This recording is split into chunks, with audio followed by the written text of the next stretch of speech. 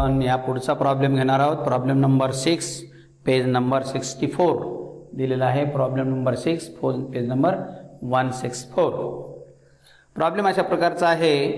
Vrushali and Leena are equal partners in the business. Vrushali आणि लीना नावाच्या दोन पार्टनर्स आहेत. त्या दोन्हीही इक्वल म्हणजे समप्रमाणात नफा तोटा विभागून घेतात. Their balance sheet as on 31st March 2018 stood as under. त्यांचा 31 मार्च 2018 रोजीचे बॅलन्स शीट खालीलप्रमाणे दिलेला आहे. बॅलन्स शीटमध्ये जे जे आयटम्स ॲडजस्टमेंट धारक आहेत त्या सर्व ॲडजस्टमेंट धारक आयटमला टिक मार्क्स करून घ्या. डेटार्स आहे, बिल्डिंग आहे, मशिनरी आहे आणि बिल्स रिसिवेबल आहे. त्यांनी they decided to admit Aparna on 1 April 2018 on the following terms. खालील अटी दिलेले आहेत. ह्या अटी म्हणजेच ॲडजस्टमेंट असतात. ह्या ॲडजस्टमेंटनुसार त्यांनी अपर्णाला आपल्या पार्टनरशिप फर्ममध्ये प्रवेश दिलेला आहे. तर चला मग आता आपण सोडवायला सुरुवात करू. लायबिलिटी साईडकडून एक एक पद ज्या ज्या ठिकाणी येतं ते ॲसेट साईडला, लायबिलिटी साईड लेफ्ट साईडला किंवा बॅलन्स असेल तर त्या अकाउंटला बॅलन्स ट्रान्सफर करून मग आपण ॲडजस्टमेंटकडे वळूया. तर सन्ड्री क्रेडिटार्स 90,000 हे जुन्या बॅलन्स शीटमधले नवीन बॅलन्स शीटला घेऊन टाकूया. सन्ड्री क्रेडिटार्स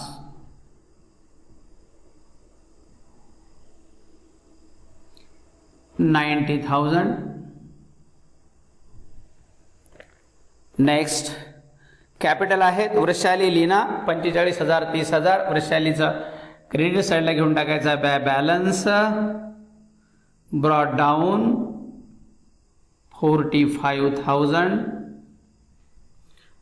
आणि लीनाचं बाय बॅलन्स ब्रॉड डाऊन 30,000 30,000 हे त्यांच्या अकाउंटला ट्रान्सफर करून घेतले balance.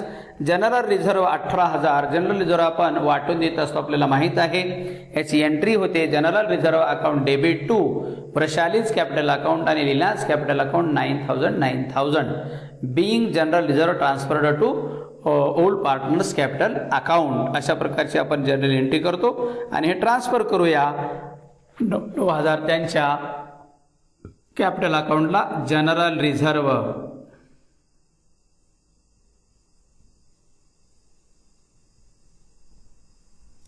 ₹9,000 bye general reserve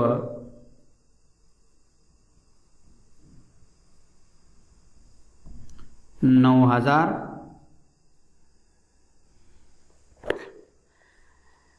asset side cash in bank ₹62,000 cash bank अकाउंटला ट्रान्सफर करून टाका. टू बॅलन्स ब्रॉड डाऊन हे 62,000. नेक्स्ट आहे डेटार्स 31,000. डेटार्स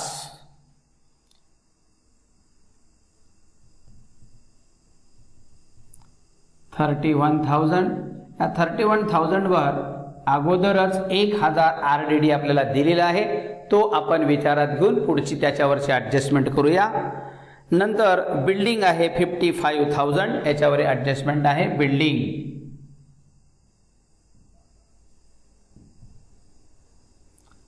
55,000 ॲडजस्टमेंट आहे. रेसवडा. नंतर आहे मशिनरी 24,000. याच्यावरही ॲडजस्टमेंट आहे. हे 24,000 आणि आहे बिल्स रिसिवेबल 12,000. बिल्स रिसिवेबल हे 12,000.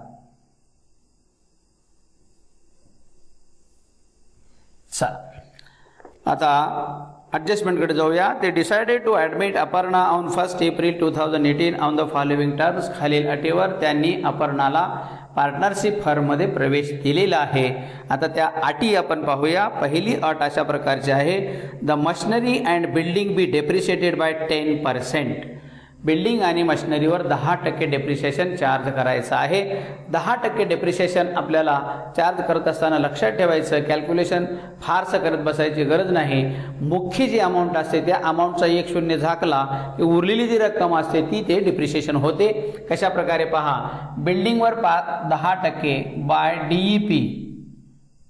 पहा, एक शून्य काढून टाकला म्हणजे 5500 उरतात, म्हणजे 5500 DEP आहे, 5500. तशा प्रकारे याच्यावर देखील DEP 2400 आणि हे दोन्ही रकमा आता आउटर कॉलमला घेऊन टाका. 0 0 10 मधून 5 गेले 5 राहिले आणि 14 मधून 5 गेले 9 राहिले, इथं राहिले 4, 49,500. हे झाले 0, हे 0, 10 मधून 4 गेले 6 राहिले, इथं राहिले 3 मधून 2 गेले 1 राहिलं, हे राहिले 21,600. हे दोन्हीही आपल्याला लॉस आहेत, म्हणून प्रॉफिट अँड लॉस ॲडजस्टमेंट अकाउंटच्या डेबिट साईडला लिहा 2. पहिले आहे बिल्डिंग अकाउंट 5500 आणि 2 मशिनरी, हे आहे 2400. याची एंट्री अशा प्रकारची होईल मित्रांनो. Profit and loss adjustment account debit to building account and to machinery account being depreciation charged on building and machinery. अशा प्रकारे तुम्ही नॅरेशन लिहू शकता. नंतर पुढे आहे reserve for doubtful debts to be increased by 5000. आता आपल्याला RDD ही 5000ने वाढवायचं आहे. म्हणजे पूर्वीचा RDD आपल्याला 1000 ऑलरेडी मायनस करून दिलेला आहे आणि पुन्हा सांगतात बाय 5000 म्हणजे 5000ने. 5000ने म्हणजे पूर्वी जेवढा होता त्याच्यामध्ये पुन्हा 5000 घालायचे. म्हणजे पूर्वीचा RDD होता 1000 आणि आता 5000 म्हणजे एकूण RDD होतो 6000चा. तर मायनस RDD 6000, 11 मधून 6 गेले 5 राहिले, इथं राहिले 25,000. आता डेटार्स आपले नेट राहिले आणि आता हा RDD म्हणजे आपला लॉस आहे, म्हणून लॉस कुठे येतो आता प्रॉफिट अँड लॉस ॲडजस्टमेंट अकाउंटच्या डेबिटला. परंतु प्रॉफिट अँड लॉस ॲडजस्टमेंट अकाउंटच्या डेबिटला नोंदवत असताना एक काळजी घ्यायची मित्रांनो, 1000 RDD हे ऑलरेडी मागून आलेला आहे, तो आपण विचारात घ्यायचा नाही. आपल्याला माहीत आहे रिव्हॅल्युएशन जे नवीन चेंज झालेले आहेत तेवढीच विचारात घ्यायचे आहेत. मग आता आपल्याला बाय 5000ने वाढवा म्हटलं म्हणजे फक्त 5000 आपण इथे विचारात घ्यायचे. 1000 हे ऑलरेडीच पूर्वीचे होते म्हणून त्या 1000चा विचार करायचा नाही. वजा करत असताना मात्र 1000 विचारात घेऊन 6000 वजा केले आपण, कारण पूर्वीचे 1000 होते आणि नवीन 5000 घालून 6000 वजा करून टाकले.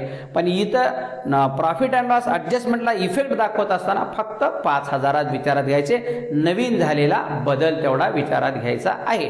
म्हणून डेबिट साईडला लिहून टाका टू RDD रुपये 5000. Next, bills receivable are taken over by Vaishali at the discount of 10%. वैशालीने 10% डिस्काउंटने बिल्स रिसिवेबल घेतलेले आहेत. याची आपल्याला क्लिअर एंट्री केल्यानंतर आपल्याला लक्षात येईल मित्रांनो, एखाद्या पार्टनर्सने ॲसेट घेतली असेल तर एंट्री अशा प्रकारची होती की त्या पार्टनर्सचा अकाउंट डेबिट होतो आणि त्या संबंधित ॲसेटचा अकाउंट क्रेडिट होतो. म्हणून इथं वैशालीने बिल्स रिसिवेबल घेतलेली आहे म्हणून याची एंट्री कशा प्रकारे होती, Vaishali's capital account debit to bills receivable account अशा प्रकारची एंट्री होती. परंतु आहे त्या बुक व्हॅल्यूने तिने घेतलेली नाही, 10% डिस्काउंटने घेतलेली आहे. म्हणजे 10% डिस्काउंट हा पार्टनरशिपला सहन करावा लागला, अर्थात 10%चा लॉस सहन करावा लागला. हा लॉस आपण प्रॉफिट अँड लॉस ॲडजस्टमेंट अकाउंटला नोंदवत असतो. मग कशा स्वरूपाचा असेल तो, पण तशा प्रकारे इथं लॉस या ठिकाणी होतो आहे, त्या लॉसची देखील आपल्याला एंट्री करावी लागते. तर एंट्री प्रत्यक्ष आपण करू मित्रांनो. कशा प्रकारची एंट्री होते पहा. आता नंबर 1 पहा,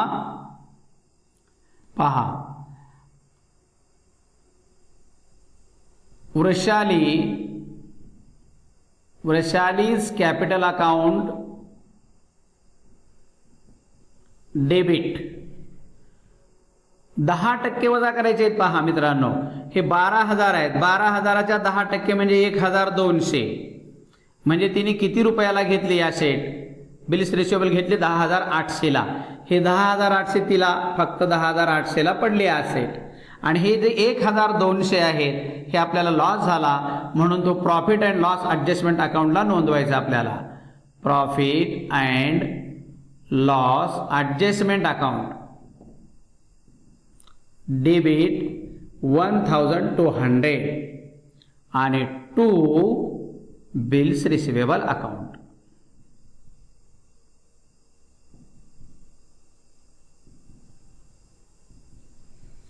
बिल्स रिसिवेबल अकाउंट हे 12,000. Being Vrushali has taken over bills receivable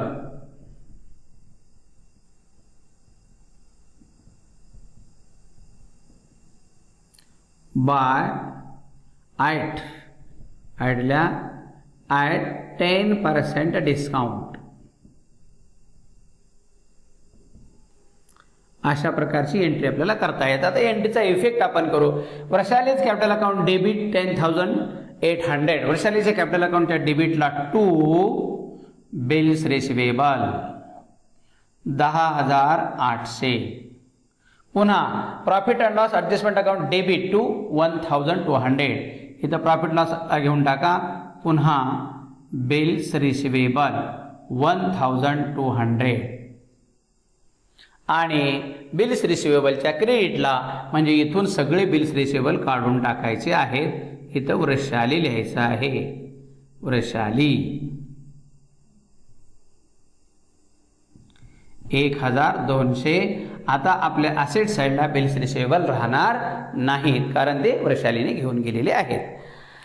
चला नेक्स्ट आहे, Aparna should bring ₹60,000 as capital for her 1/4 shares in future profit.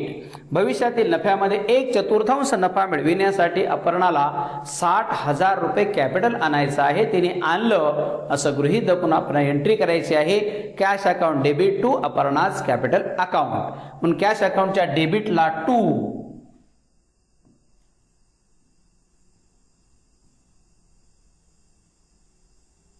Aparna's capital account 60,000 आणि अपर्णाच्या कॅपिटल अकाउंटच्या क्रेडिट साईडला लिहा बाय कॅश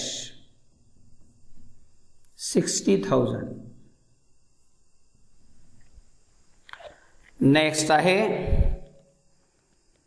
अशा प्रकारे आता आपलं नेक्स्ट ॲडजस्टमेंट सांगितलेली आहे. The capital account of all partners be adjusted in proportion in the new profit sharing ratio by opening current accounts of the partner. पुन्हा आपल्याला आता याही प्रॉब्लेममध्ये कॅपिटल अकाउंट आपल्याला नफा तोट्याच्या प्रमाणात समायोजित करायला सांगितलेलं आहे. ते समायोजन आपल्याला करायचं आहे.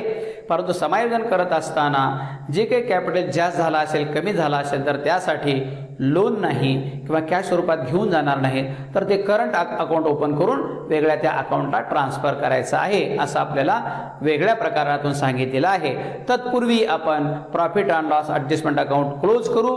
जो काही प्रॉफिट लॉस येतो तो पार्टनरला वाटून देऊ आणि मग पुन्हा ह्या कॅपिटलच्या ॲडजस्टमेंटकडे वळूया. तर पहा, आता कॅपिटल अकाउंट हे profit and loss adjustment account close करा. किती होतात बघा, 0 0 5 आणि 4 9 2 11 1 हातच्याला 1 1 आणि 5 6 6 आणि 2 8 8 आणि 5 13 13 आणि 1 14 14,100 आपल्याला लॉस आलेला आहे. हे 14,100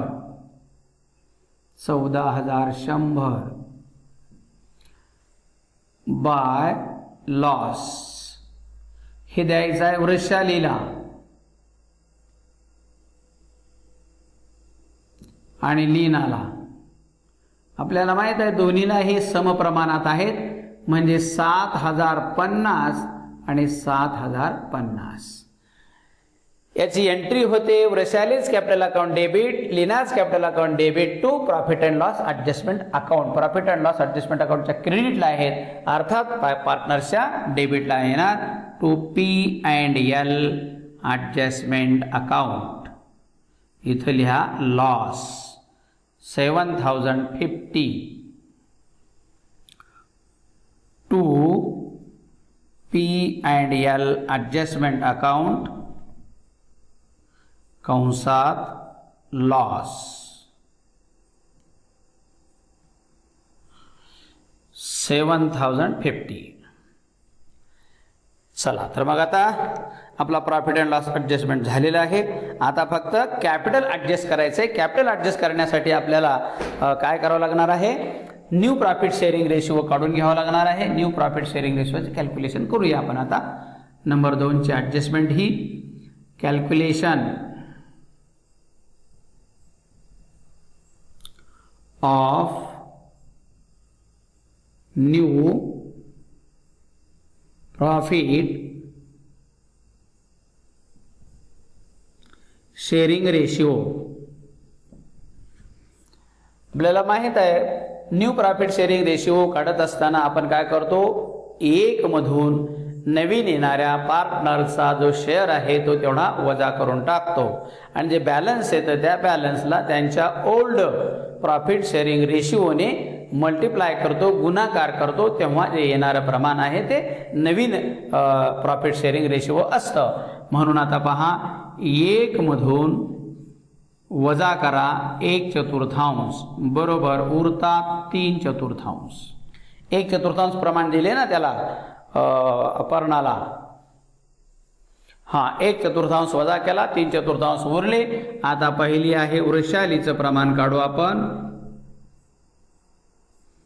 हे वृषाली, हे बॅलन्स रेशिओ आहे 3/4 इंटू तिचं ओल्ड प्रमाण आहे 1/2 म्हणजे अर्ध म्हणजे द्वितीयांश. इक्वल आहेत, अर्धा अर्धा आहे म्हणून 3 × 1 = 3 आणि 2 × 8.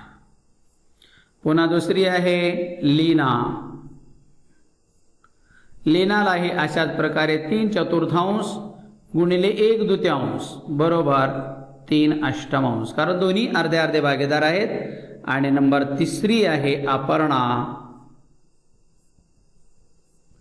तिचं आहे प्रमाण 1/4.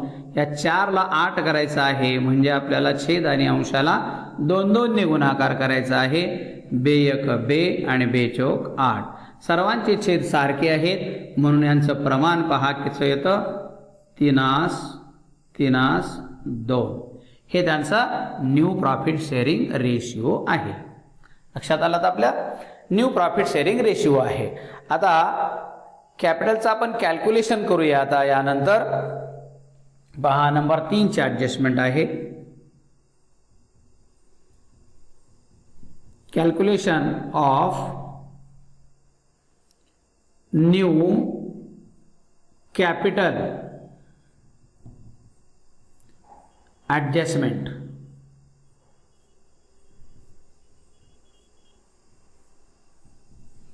न्यू कॅपिटल ॲडजस्टमेंटचे पहा.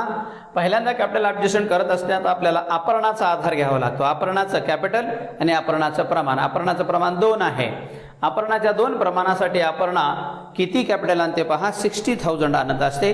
म्हणून या ठिकाणी आपण पहिल्यांदा वृषालीचं कॅपिटल काढू. आता पहा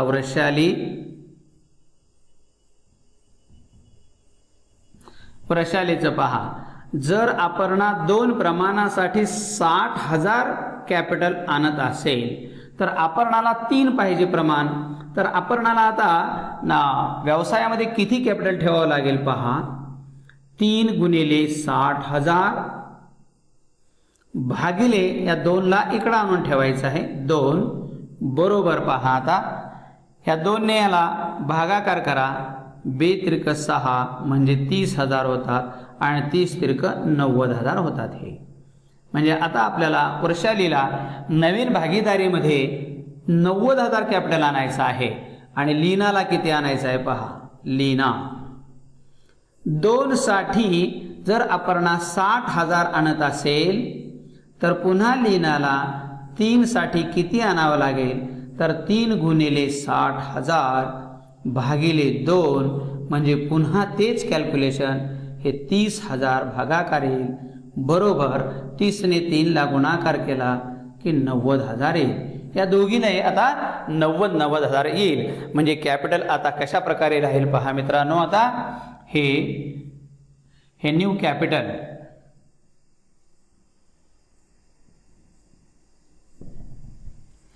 न्यू कॅपिटल पहा. आता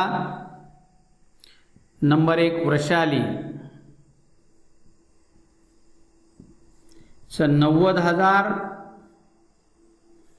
नंतर नंबर 2 लीना 90,000 आणि नंबर 3 आहे अपर्णा, हे 60,000. आणि याचं जर प्रमाण आपण काढलं तर हे प्रमाण आहे 3:2. पहा लक्षात ठेवा, इथं या सर्वांना 3 ने भागाकार जातो पहा. 3 दुगणी 6 हे 2, 3 तिरक 9 हे 3, 3 तिरक 9 हे 3, 3:2 असं 3:2 या प्रमाणामध्ये कॅपिटल त्यांचं आहे. एवढं कॅपिटल त्यांना असलं पाहिजे. म्हणून इथे कॅपिटल अकाउंटला लिहून टाका. असेट बाजूला इथं लायबिलिटी साईडला कॅपिटल, हे कॅपिटल. वृषाली, लीना, अपर्णा हे 90,000, हे 90,000 आणि हे 60,000. असंच त्यांच्या कॅपिटल अकाउंटच्या डेबिटलाही लिहून टाकू आपण आता. टू बॅलन्स कॅरेड डाऊन, पुढे घेऊन जायचं म्हणजे ही तुतून इथं लिहिलं आपण. हे 90,000 ह्या कॅपिटल अकाउंटवरून तिकडे घेऊन गेलं. टू बॅलन्स कॅरेड डाऊन 90,000 आणि टू बॅलन्स कॅरेड डाऊन 60,000 60,000 अशा प्रकारे घेतलं. आता त्यांचे कॅपिटल अकाउंट आपण क्लोज करू आणि करंट अकाउंटला किती ट्रान्सफर करता येतं ते पाहू. आता डेबिट साईड जास्त येते आहे वृषालीची 0, हे 5, हे वरचे 8, हे 7 आणि 9 ने 10. 1,07,850. 1,07,850. आता किती उरतात पहा. 0 हे 5 5, हे 8 8. अब 9 5 14, 14 3 17 7 4 1, 1 4 5 5 5 10, 53,850 टू करंट अकाउंट. हे करंट अकाउंटला ट्रान्सफर करायचं आहे. आता याचे किती होणार पहा. आता हे 97,050, 97,050. 0 5 5, 0 0, 9 8 17 7 4 1 4 4 आणि 5 9, 58,050 हे टू करंट अकाउंट. दोघांचे करंट अकाउंटला बॅलन्स आले, दोघांचे डेबिट बॅलन्स आलेला आहे. लक्षात ठेवा डेबिट बॅलन्स कशाला म्हणतं. आता एक लक्षात ठेवा, आपल्याला चकली बसण्याची शक्यता कशी. बॅलन्स तर आपण क्रेडिट साईडला लिहिलेला आहे. करंट अकाउंट क्रेडिटला आलं आहे, करंट अकाउंट क्रेडिटला आलेला आहे, क्रेडिटला आलेला आहे मित्रांनो. परंतु याला म्हणतात डेबिट बॅलन्स. का डेबिट बॅलन्स. क्रेडिट साईड ही 58,050 आणि 53,850 ने कमी पडली, म्हणजे डेबिट साईड ही तेवढ्या रकमेने क्रेडिटपेक्षा जास्त आहे. याच्यामुळं याला लिहिलं जातं क्रेडिट साईडला, पण म्हटलं जातं डेबिट बॅलन्स असतं. हे डेबिट बॅलन्स. आणि नेहमी जेव्हा जेव्हा कॅपिटल अकाउंटचे डेबिट बॅलन्स आपल्याला शिल्लक राहतात तेव्हा ते बॅलन्स शीटला घेऊन गेले जातात, तेव्हा असेट साईडला लिहिले जात असतात. लक्षात ठेवायचं. हे जे बॅलन्सेस आहेत लक्षात ठेवा, हे बॅलन्सेस कुठे आहेत पहा. क्रेडिट साईडला आहे. हे क्रेडिट साईडला आहे, डेबिट साईडला आहे. डेबिट साईडचं बॅलन्स हे क्रेडिट बॅलन्स असतं म्हणून लायबिलिटी साईडला जातं, आणि क्रेडिट साईडचं बॅलन्स हे डेबिट बॅलन्स असतं म्हणून ते असेट साईडला जात असतं. म्हणून असेट साईडला लिहा या ठिकाणी करंट अकाउंट.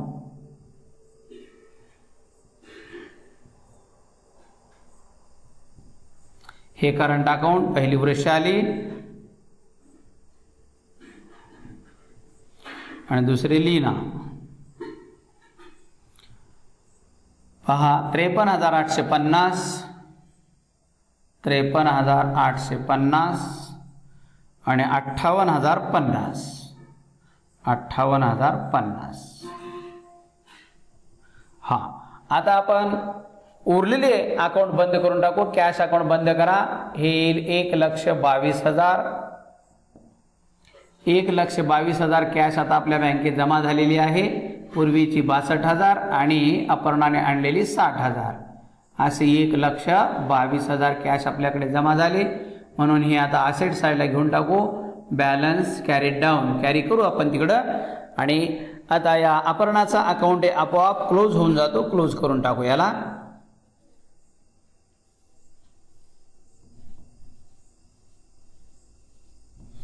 कॅश बॅलन्स घेऊन टाका इथं वर. Cash at bank 1,22,000, 1,22,000. अशा प्रकारे आपलं आता सगळ्या एंट्री संपलेल्या आहेत. आता बॅलन्स शीट बंद करू.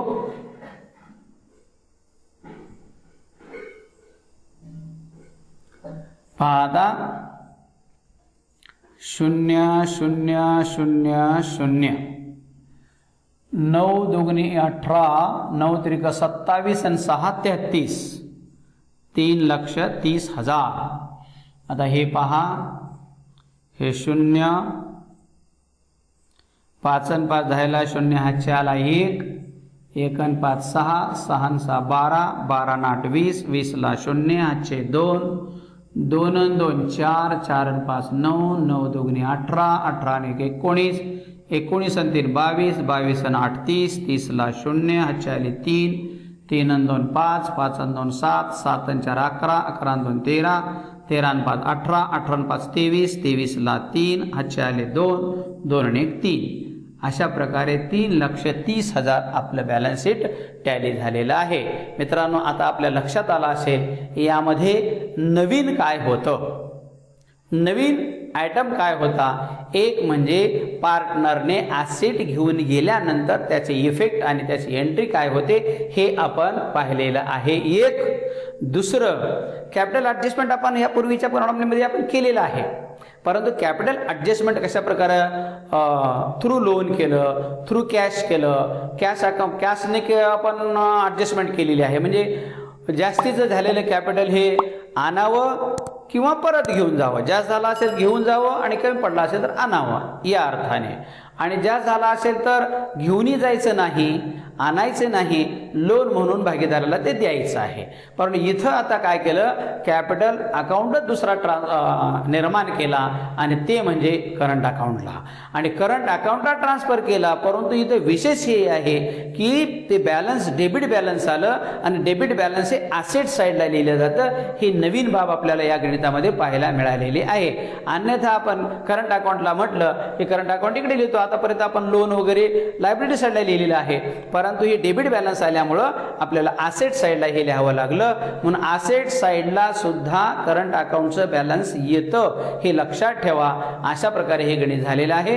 आणि आपण पुन्हा एकदा हे गणित चांगलं मन लावून करून पाहायचं आहे आणि मग पुन्हा याचा सराव आपल्याला करायचा आहे. आणि मग अशा प्रकारच्या स्वरूपाचं गणित जरी काही रकमा वगैरे बदलून नावं बदलून दिली तरी आपल्याला ते सहज रीतीने करता येईल. मित्रांनो, तर आता आपण याच ठिकाणी थांबू दुसऱ्या तासाला आणि भेटूया. नमस्ते.